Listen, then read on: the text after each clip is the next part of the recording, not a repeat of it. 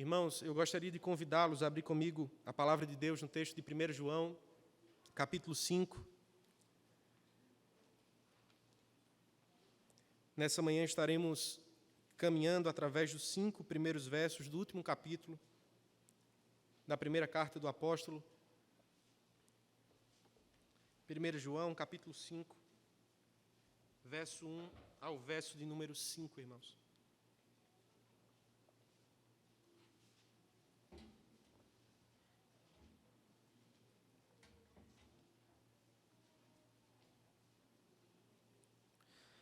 Você gosta de filmes ou séries de investigação? Se quando falamos sobre Fórmula 1 ou futebol, os nomes de Neymar ou Senna quase que imediatamente saltam à mente. Quando o assunto é investigação, o nome de Sherlock Holmes certamente deveria fazer o mesmo também. Por mais que não seja uma pessoa real. Antes, porém, fruto da pena do célebre escritor britânico Arthur Conan Doyle. Fato é que o detetive britânico conseguiu condensar em seu personagem todas as características que qualquer detetive gostaria de ter. Em um dos episódios da série mais difíceis até então, essa característica se torna muito clara. Quando, diante de um difícil caso, em poucos instantes, Holmes consegue identificar o criminoso e solucionar o problema. A reação óbvia por parte de seus colegas foi como? A resposta igualmente simples e óbvia por parte do detetive foi: toda pessoa carrega consigo marcas de sua própria identidade. Não é o que podemos dizer sobre quase tudo à nossa volta?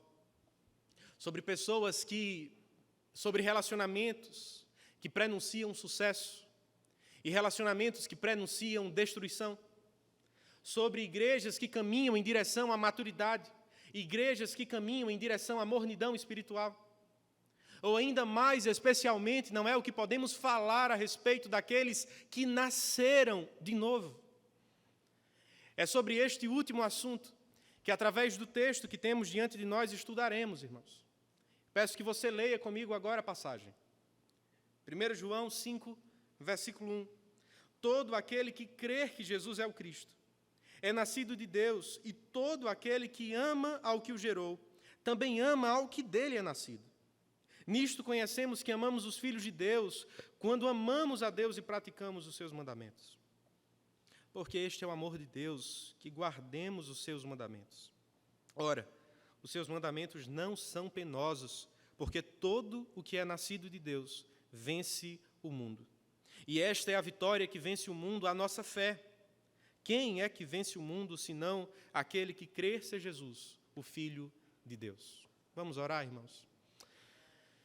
Pai, obrigado pelo teu dia do Senhor. Obrigado pelo privilégio que o Senhor nos dá, Senhor, de cultuar ao Senhor, de cantar louvores a Ti e de preparar o nosso coração, Senhor, para o momento, o grande dia, como cantamos, quando o Senhor virá em glória e cantaremos com os anjos, cantaremos com todos os santos de todos os tempos, de todas as gerações, dos teus feitos, da tua obra, Senhor, da tua cruz.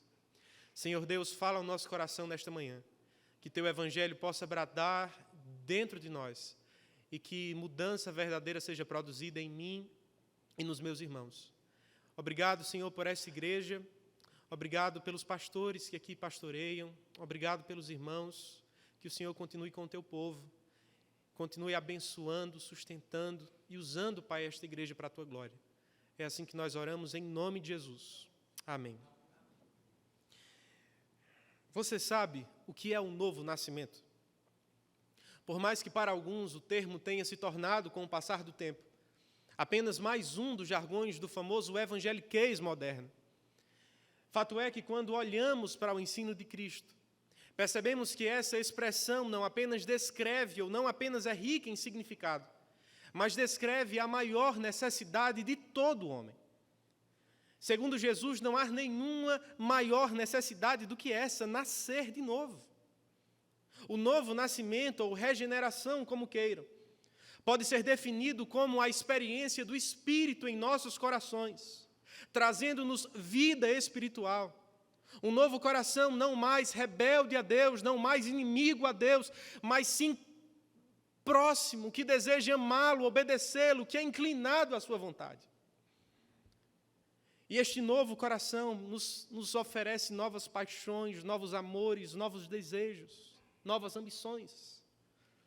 Se através da mensagem de Jesus nos evangelhos, percebemos que a necessidade do novo nascimento é clara, através do texto que hoje temos à nossa frente, percebemos que os seus efeitos são igualmente claros, irmãos. Segundo João, o novo nascimento produz marcas em todos aqueles que de fato o experimentam. Mas quais marcas são essas? Que marcas aqueles que nasceram de novo desfrutam? Através destes 5 primeiros versos, temos algumas verdades importantes a considerar. Convido você a perceber comigo inicialmente a primeira marca que o novo nascimento produz. Segundo o versículo 1, a marca da fé e do amor. É o que de maneira enfática João observa, perceba outra vez o texto comigo. Todo aquele que crer que Jesus é o Cristo é nascido de Deus. Quanto a estes simples versículos, 2 observações importantes precisam ser feitas. A primeira delas diz respeito à singularidade daquele sobre o qual a nossa fé está depositada. Conforme você pode perceber no presente versículo, a fé em Jesus como sendo Cristo não é apenas uma opção para muitos, ou ainda uma simples sugestão para todos. Segundo João, sem a evidência da fé em Jesus como Cristo, não há ninguém que de fato possa ter experimentado um genuíno novo nascimento. Perceba ainda, irmãos, neste versículo, esta declaração que Jesus faz, que João faz. Será que entendemos o real significado desta aparente batida declaração, crer em Jesus como o Cristo? Comentando o texto, o príncipe dos pregadores Charles Spurgeon escreveu: não é a crença sobre uma doutrina apenas, nem sobre uma opinião ou fórmula, mas a crença quanto a uma pessoa. Significa aceitá-lo como profeta, aquele que tem as palavras de vida eterna consigo. Significa abraçá-lo como sacerdote, aquele que ofereceu o único sacrifício definitivo pelos nossos pecados. Significa tomá-lo por rei, aquele que abriu mão do seu trono de glória momentaneamente, fez do trono de dor na cruz o seu trono, a fim de nos levar para sempre para a sua presença. A segunda observação, ainda no verso, diz respeito à relação entre o crer e o novo nascimento. Conforme vários estudiosos do texto observam, o texto seria melhor entendido se, ao invés da expressão é nascido, encontrado em muitas versões, talvez seja o seu caso, fosse dito foi nascido, destacando assim um novo nascimento não como uma consequência, mas destacando assim, a fé não como uma consequência, não como uma causa, mas como uma consequência do novo nascimento. Se, como vimos, o novo nascimento, irmãos, pode ser identificado através de uma fé genuína, o mesmo acontece quando cristãos evidenciam um tipo de amor que é, por assim dizer, multidirecional. Parte B do versículo 1, e todo aquele que ama ao que o gerou, também ama ao que dele é nascido. O que João está dizendo aqui é muito simples. Assim como é próprio o amor entre filhos e pais, o mesmo pode ser dito entre o amor entre irmãos. Assim como filhos amam seus pais, irmãos devem também se amar. Aqueles que nascem de novo não apenas creem corretamente, mas também amam de verdade. Aqueles que, sejam conhecidos ou não, de perto ou de longe, de cultura semelhante ou distinta, foram igualmente nascidos em Cristo. Temos, irmãos, exercido esse tipo de amor multidirecional. Uma das palavras mais utilizadas em nossos dias é a palavra polarização. Infelizmente, ela também descreve a maneira como muitas vezes tentamos levar a vida cristã. Como se fosse possível divorciar o amor que devemos a Deus do amor que devemos aos homens. Como se fosse possível queimar de amor por Cristo, ao passo que o nosso coração permanece frio em relação às pessoas que estão à nossa volta. Não deveríamos nos enganar a este respeito. Foi a respeito ou foi contra este amor polarizado que, por vezes, o Senhor exortou o seu povo. Foi, por exemplo, o que ele falou através de Isaías, no capítulo 58, versículo 6. O jejum que desejo não é este, soltar as correntes da injustiça, desatar as cordas do jugo, pôr em liberdade os oprimidos e romper todo o jugo. Quando amamos a Deus de verdade, como bem falou o presbítero Diogo, não damos de ombros para as pessoas, não nos escondemos em nossos próprios guetos evangélicos, nem tampouco vamos em direção às cavernas, como fizeram muitos cristãos ao longo dos séculos. Ao invés disso, nos aproximamos, irmãos, caminhamos para perto, a fim de demonstrar este amor que também recebemos. É o que temos feito com aqueles que, por exemplo, pensam politicamente diferente de nós, com aqueles que carregam consigo marcas de uma outra tradição evangélica, ou ainda, quem sabe, com pessoas que lutam com pecados diferentes dos nossos. Tenho para mim que quanto mais amamos a Deus, em certo sentido, mais nos tornamos parecidos com árvores. Mas não com aquelas árvores finas e altas, nas quais poucas pessoas conseguem encontrar abrigo e alimento. Mas sim com aquelas árvores pequenas e largas, nas quais, simultaneamente, muitos podem encontrar abrigo e alimento em dias de escassez.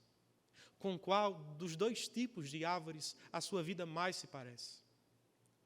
Ela tem sido abrigo e lugar de alimento para outros cristãos? Para pessoas que, por exemplo, não têm o mesmo sobrenome que o seu? Que não têm o DNA, não têm no sangue o mesmo DNA que o seu? Nesses termos, a maior árvore que já existiu chamava-se Jesus. Ninguém foi mais profundo em relação ao amor que tinha por Deus do que o próprio Filho. No entanto, esse grande amor vertical conseguiu transbordar horizontalmente para os mais diferentes grupos de pessoas. Lembremos-nos dos ladrões. Foi o caso de Levi e de Zaqueu. Pessoas socialmente excluídas, mulheres, crianças e leprosos. Ou ainda pessoas que lutavam com pecados na sexualidade. Lembremos-nos, a mulher samaritana, João capítulo 4. Se o amor que julgamos ter por Deus não tem nos feito pessoas cada vez mais assim, antes tem apenas nos tornado cada vez mais indiferentes, mais gélidos, mais apáticos quanto às pessoas que nos cercam. Eis o caminho pelo qual todos precisamos trilhar nesta manhã. A estrada do arrependimento, irmãos. Se por um lado, perceba comigo, melhor dizendo, em segundo lugar, uma outra verdade destacada por João, que a nossa salvação é do início ao fim, fruto de um Deus soberano. Você já conheceu alguém, ou algum tipo de pessoa, que gosta de sair pelos 4 cantos da terra, dizendo aquilo que conseguiu conquistar? O carro que tem, o bairro que mora, o tamanho da sua conta bancária, o quanto tem aplicado no banco, os títulos acadêmicos que possui, a faculdade que cursou, onde os seus filhos estudam, enfim, contam vantagem sempre. Elas não deveriam fazer isso, mas em certo sentido podem, porque há um aspecto do mérito humano nisto. À noite sem dormir, há horas de esforço sentado trabalhando, há tempo, há esforço, há coisas que abriram de mão para conseguir o que conseguiram. Mas quando falamos a respeito da maior dádiva de todas, salvação em Cristo, ninguém pode fazer o mesmo. O Evangelho não se ilustra, irmãos, através da imagem de uma mulher que, arrependida do seu caso de traição, vai ao encontro do seu marido e então, por livre vontade, busca a reconciliação. O Evangelho, na verdade, se revela através da imagem de um marido que, após saber o caso explícito de traição, vai ao encontro da sua esposa, a retira dos braços do seu amante e então, graciosamente, restitui dar a esta aquilo que ela jamais mereceu. Não foi você que deu o primeiro passo. Não foi você que deu o segundo, o terceiro, o quarto, o quinto ou o sexto. Foi Cristo em todo o tempo. Deus é soberano, irmãos. Se você foi salvo um dia por Cristo, foi isso o que desfrutou. Se você ainda está longe dele, é para esta realidade que ele o chama nesta noite. Se está ouvindo essa palavra, é este marido que está indo ao seu coração, irá lhe trazer para perto. Glória a Deus por isso. Além da fé e do amor, qual outra marca o novo nascimento produz? Através dos versos 2 e 3, a obediência. Se João fechou o verso anterior afirmando que o amor ao Pai leva-nos também a amar os nossos irmãos, agora, enquanto abre o versículo 2, perceba o que ele escreve no texto. Nisto conhecemos que amamos os filhos de Deus quando amamos a Deus e praticamos os seus mandamentos. Deveríamos perceber nesse texto que não há verdadeiro amor pelos nossos irmãos sem que antes haja um verdadeiro amor para com Deus. Não podemos dizer que amamos os filhos enquanto desprezamos o Pai. Da mesma maneira como anteriormente no versículo 1, João disse que não há como amar ao Pai se desprezamos os filhos. Conseguem perceber a interdependência nos versículos? A ligação um com o outro? Mas qual a segunda observação importante a ser feita? João observa que o amor verdadeiro é marcado pela obediência, irmãos. É o que disse, agora ainda mais explicitamente defenderá com a sequência do texto. Versículo 3, porque este é o amor de Deus, que guardemos os seus mandamentos. Frequentemente escutamos pessoas associando o amor como um simples sentimento, estado de espírito, ou afeições que podemos ter em relação a coisas ou pessoas. Biblicamente não é o que encontramos. O amor, sim, pode ter um aspecto subjetivo, sentimental, mas muito mais concreto, irmãos. Ele não está tão ligado ao aspecto subjetivo das nossas emoções, dos nossos sentimentos, quanto está diretamente conectado com aspectos práticos, ações concretas. Foi isto que João, no capítulo 3, verso 16 da presente carta, defendeu. Nisto conhecemos o que é o amor. Jesus Cristo deu a sua vida por nós. Não foram os seus sentimentos, não foram apenas as suas palavras, mas foi a sua obediência no seu suor, no seu sangue e na sua cruz. Foi assim que Jesus revelou o seu amor por nós. Esta verdade aplicada a Cristo pode ser dita a nosso respeito também. Quando amamos de maneira prática, obedecendo aos seus mandamentos, uma verdade passa a ser testificada a nosso respeito. Experimentamos o nascimento do alto. É justamente por essa razão que, conforme João escreve no restante do verso 3, leia comigo: os seus mandamentos não são penosos. Não nascidos de novo encaram os mandamentos de Deus como loucura, opressão, tirania. Desde Gênesis 3, desde a queda do Éden, os homens estão a gritar uns aos outros e contra Deus quem ele pensa que é. Não foi assim que você também agiu durante a maior parte da sua vida? Quando nascemos de novo, contudo, O nosso coração é transformado, as nossas afeições são mudadas. E aqueles mandamentos antes penosos, opressores, tiranos, passam a se tornar bússola para a nossa alma e direção para o nosso coração. A questão, irmãos, estamos amando ao Senhor de fato?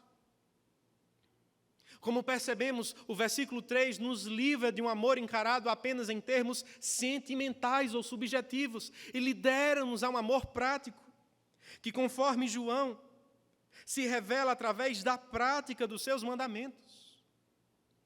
Sendo assim, maridos jamais poderão amar as suas esposas através de presentes caros, idas a restaurantes refinados, ou ainda simplesmente comida na mesa. Mas conforme o texto de Efésios capítulo 5, verso 25, maridos, ame cada um a sua esposa como Cristo amou a igreja e se entregou por ela. Filhos jamais poderão amar os seus pais, enquanto fecharem os seus ouvidos para aquilo que Efésios capítulo de número 6, versículo 1 diz: filhos, obedeçam aos seus pais no Senhor, pois é justo. Igrejas jamais cumprirão o seu propósito enquanto endurecerem os seus corações para aquilo que o Senhor Jesus ordenou em Mateus capítulo 28, verso 19. Façam discípulos de todas as nações, batizando-os em nome do Pai, do Filho e do Espírito Santo e ensinando-os a guardar tudo que lhes ordenei. Cristãos genuínos não seguem os achismos de suas próprias cabeças. Eles não trilham seus próprios caminhos. Eles não fazem aquilo que lhes dão na telha. Ao invés disso, eles se colocam aos pés da palavra e perguntam aos seus próprios corações diariamente: estou seguindo as pisadas do Evangelho? Estou caminhando conforme os passos de Cristo? Estou sendo quem Deus deseja que eu seja? Estou seguindo a sua voz ou a voz do meu próprio coração corrompido? Se por um lado, os mandamentos de Deus não são penosos, como disse o texto. Se o seu desejo for obedecer de fato ao Senhor, saiba, isso poderá lhe custar muito caro. Obedecer ao Senhor, obedecer aos seus mandamentos, está diretamente condicionado a obedecer a um único mandamento: amar ao Senhor de todo o seu coração, de todo o seu entendimento, de toda a sua alma, sobre todas as coisas. Mas o preço de cumprir este mandamento e, por tabela, cumprir todos os outros é enorme, irmãos. Amar ao Senhor sobre todas as coisas significará a você abrir mão da sua própria vontade, deixar uma promoção de lado, deixar de ser reconhecido diante dos homens, a fim de agradar ao seu Deus. Poderá significar a você escolher honrá-lo, mesmo que a custo da aceitação de colegas, amigos ou familiares. Amar ao Senhor sobre todas as coisas poderá significar a você ter que deixar uma velha discussão de lado, um velho ressentimento, uma velha amargura no seu coração.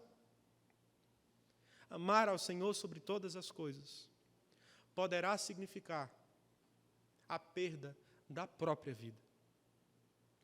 Foi o que custou a um jovem cristão norte-coreano, que o pastor Renan já falou algumas vezes a vocês.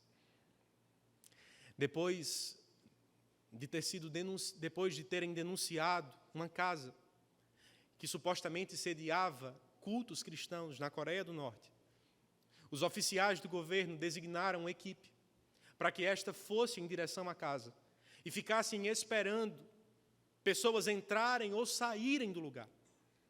Depois de algumas horas de campana, finalmente um jovem sai do salão. Imediatamente ele é tomado pelos oficiais, posto contra a parede e então revistado de cima a baixo. Como fruto da revista, um pequeno Novo Testamento de bolso é achado em um de seus bolsos. A reação por parte de um dos oficiais foi: como? Você está louco? Não sabe que acabou de desperdiçar a vida, de jogar toda a sua história fora?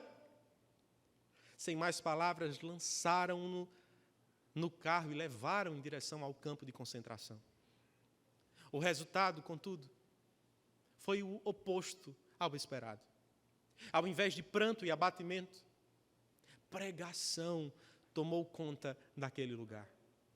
O prisioneiro se tornou um pregador e fez da cadeia o seu púlpito, e os presos a sua congregação. Seja o mais alto oficial ou o mais baixo preso, passaram a escutar a respeito de um Jesus que não estava preso, que morreu, mas que estava vivo, que ressuscitou dentre os mortos. Depois de muita pregação e conseguir gerar muito incômodo, os oficiais do governo resolvem colocar um fim no problema, levando o jovem para a frente do pavilhão, colocando todos diante dele. Depois de uma boa surra, disse ao jovem: você ainda continuará a pregar sobre Jesus? Abatido, surrado, mas convicto, ele disse sim, tentando dar um basta na situação e fazer da vida daquele jovem um exemplo para todos os outros prisioneiros. Eles tomaram a língua do garoto, cortaram e empurraram ao chão. De um lado, os soldados achavam que tinham acabado com a conversa, que tinham ganhado a discussão. Do outro, aquele jovem com seu próprio sangue que escorria do seu corpo escrevia: Jesus morreu por você também. Irmãos, o Evangelho, como disse certo pastor antigo, é pela graça, mas ele poderá nos custar tudo.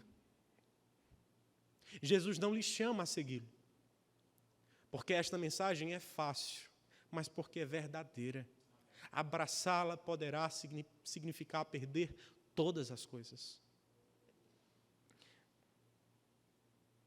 Se até aqui João falou a respeito da marca da fé, do amor e da obediência, por fim ele destaca ainda, através dos versos 4 e 5, a vitória sobre o mundo como a última das marcas do novo nascimento.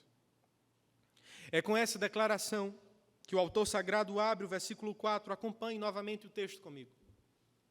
Porque todo o que é nascido de Deus vence o mundo. Mas afinal, irmãos, o que João está querendo dizer com isso? Que vitória é essa? Que mundo é esse? Através dos termos utilizados para articular o seu argumento, podemos dizer com convicção que João não está fazendo menção a apenas uma vitória passada ou pontual na sua história. Ele está falando a respeito de um viver triunfante, de uma vitória contínua, de uma vitória constante que agora, nascidos de novo por conta de Cristo, podem desfrutar em suas vidas.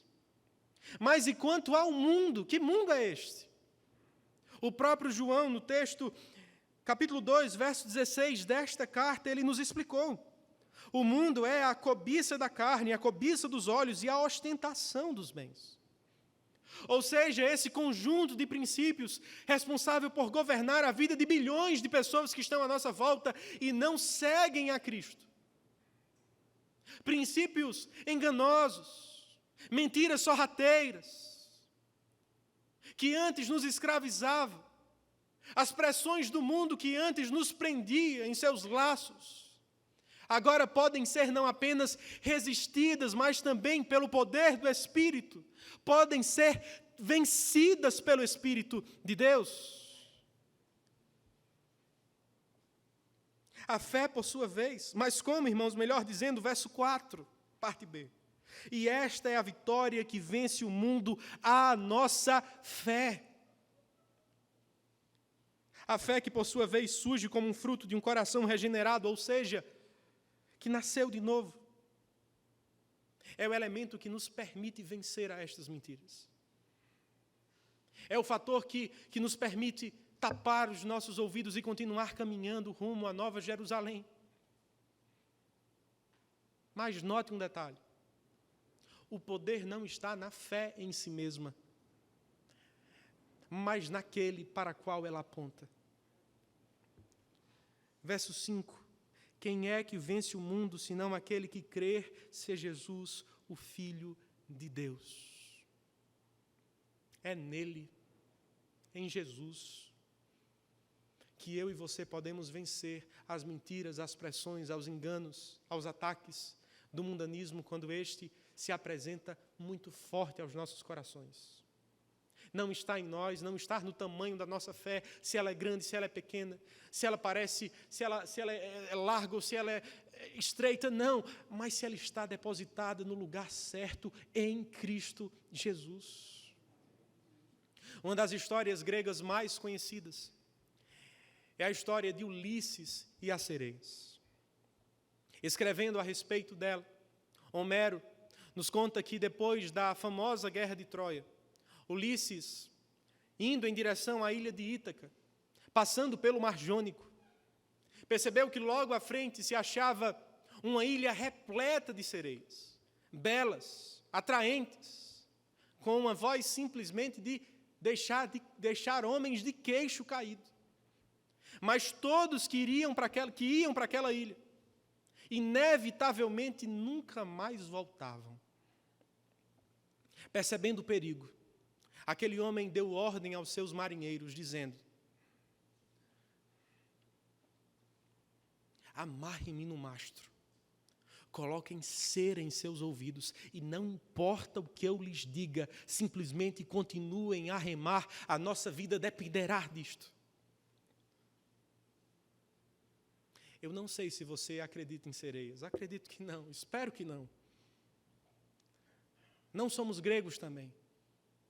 Mas fato é que, diariamente, várias sereias do mundanismo continuam a gritar aos nossos ouvidos: deite-se comigo na cama dos prazeres e será satisfeito.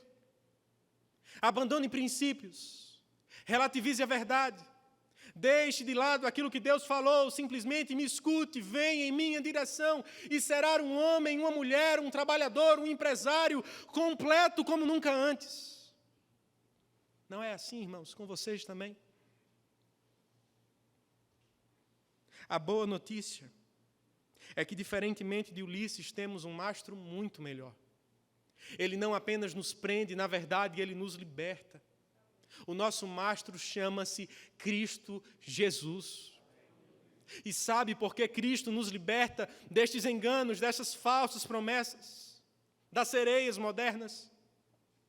Porque a sua beleza é como um sol de meio-dia, e os encantos do mundo são como pequenos enfeites de Natal. Se mantemos os nossos olhos longe de Cristo, facilmente esses pequenos enfeites em meio à escuridão do nosso coração poderão se tornar atraentes, belos. É o que fará o ídolo do sucesso para você. É como se comportará o sexo na sua vida. O dinheiro, o poder, a fama, o reconhecimento humano. Tire os seus olhos de Cristo, mantenha-os longe do Senhor e facilmente cada um desses ídolos se tornará simplesmente irresistível a você. Mantenha os seus olhos no Senhor, olhe para Cristo, permaneça olhando para o Senhor que morreu dentre os mortos, que morreu, mas que ressuscitou dentre os mortos, e a Bíblia lhe garante. Você perceberá que toda aprovação, todo reconhecimento, todo o status que antes buscava nesta ou naquela coisa, agora você pode encontrar nele.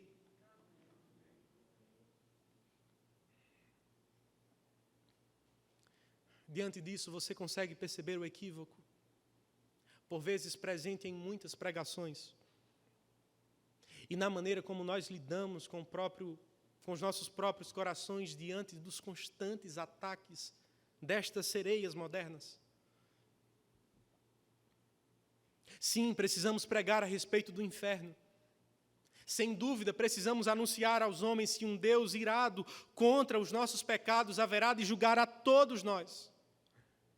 Não podemos esconder essa parte do Evangelho, ela é essencial. Mas não podemos cair no engano de tornar a Cristo apenas uma pequena nota de rodapé dos nossos sermões, estudos ou discipulado. É Jesus, e não o medo do inferno, que haverá de santificar o seu e o meu coração. É Jesus e não medo da condenação que nos levará a uma vida mais santa, a progressivamente sermos transformados à imagem do nosso Salvador. Sendo assim, não olhe tanto para o inferno, olhe para o seu Deus, olhe para a cruz de Cristo, veja a beleza que há nele, e então crave os seus olhos para que cada vez mais ele se torne precioso ao seu coração. Satisfaça-se na beleza daquele que é o pão da vida, daquele que disse que aquele que beber dele jamais terá sede outra vez, daquele que disse que quem correr aos seus braços encontrará alívio, descanso, segurança. As sereias do mundo podem gritar fortemente e podem anunciar várias mentiras aos nossos corações. Mas se os nossos olhos estiverem naquele que Pedro pôde ver e que disse: Senhor, para quem iremos, se somente Tu tens as palavras de vida eterna? Meu irmão, o que significa estas promessas? Cravemos os nossos olhos no nosso Redentor. Depois de passarmos por esses 5 versos, João estava realmente certo. E Sherlock Holmes conseguiu perceber isto. Toda pessoa carrega consigo marcas de sua própria identidade. Quais são as suas? O que as marcas do seu coração dizem a seu próprio respeito? Você já desfrutou da experiência de um novo nascimento? Já foi salvo de verdade? Já foi transformado pela graça de Deus? A maneira como você se relaciona com Deus e se relaciona com os homens evidencia isso. Se esse é o seu caso, dê graças a Deus por isso nessa manhã. Ore em gratidão a Deus porque não foi pelos seus méritos, porque não foi pela sua justiça, não foi pelas suas obras, não foi porque você deu o primeiro passo, mas foi porque Deus veio ao seu encontro quando você era um pecador rebelde à sua vontade, à sua lei. Se você ainda não nasceu de novo, eis a maior dádiva que você poderia desfrutar na vida, ela se acha diante dos seus olhos neste momento. Arrependa-se dos seus pecados, aproxime-se de Deus através de Cristo, clame pelo seu perdão, e o Senhor lhe garante, aquele que vier até Ele, Ele jamais lançará fora. Que Deus nos abençoe, irmãos. Oremos ao Senhor nesse momento. Senhor Jesus, Tu és o Deus de toda graça, Tu és aquele que nos perdoa dos nossos pecados. O Senhor é aquele que, através do Teu Santo Espírito, nos dá novos corações, Senhor. Deus, eu quero Te agradecer porque não fomos nós, não foi por nós, não estava nas nossas mãos, nas nossas obras, nos nossos méritos, qualquer explicação para a Tua salvação ter nos encontrado um dia.